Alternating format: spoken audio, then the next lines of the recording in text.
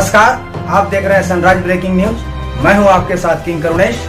आइए खबरें जानते हैं फटाफट के अंदाज में। कोरोना संक्रमण की दूसरी लहर बहुत तेजी से बढ़ रही है। इसकी वजह से देश के कई राज्यों में कोरोना संक्रमितों की संख्या भी तीव्र गति से बढ़ रही है। वहीं कोरोना पॉजिटिव लोगों की मृत्यु दर में भी तेजी से इजाफा हो रहा है। कोरोना संक्रमण की रफ्तार पर लगाम लगाने के लिए विभिन्न राज्य कई तरह के सख्त कदम उठा रहे हैं। वहीं कई राज्यों ने नाइट कर्फ्यू लगा दिया है। छत्तीसगढ़ जैसे कुछ राज्यों ने अपने कई शहरों में पूर्ण लॉकडाउन लगाया है, तो वहीं कुछ राज्यों में वीकेंड लॉकडाउन लगाया गया है। बता दें कि महाराष्ट्र और मध्य प्रदेश में कोरोना की बढ़ती रफ्तार की वजह से ही 10वीं और 12वीं की बोर्ड परीक्षा की तिथियां भी आगे बढ़ा दी गई है। झारखंड में भी रात 8 बजे से सुबह 6 बजे तक लॉकडाउन लगा दी गई है। वहीं पुलिस और प्रशासन लोगों से मास्क लगाने, शारीरिक दूरी रखने और कोविड संबंधित अन्य गाइडलाइंस का कड़ाई से पालन करने के लिए जुर्माना तक वसूल कर रहे हैं। वहीं दूसरी तरफ लोगों के मन में यह सवाल भी उठ रहा है कि बंगाल में चुनाव के लिए बड़ी बड़ी रैलियां हो रही है। प्रधानमंत्री नरेंद्र मोदी, गृह मंत्री अमित शाह तथा भाजपा के कई मंत्री सहित टीएमसी प्रमुख और बंगाल की सीएम ममता बनर्जी और उनकी पार्टी के नेता भी रैलियां कर रहे हैं, तो कांग्रेस, सीपीएम और अन्य राजनीतिक दल भी रैलियां कर रहे हैं।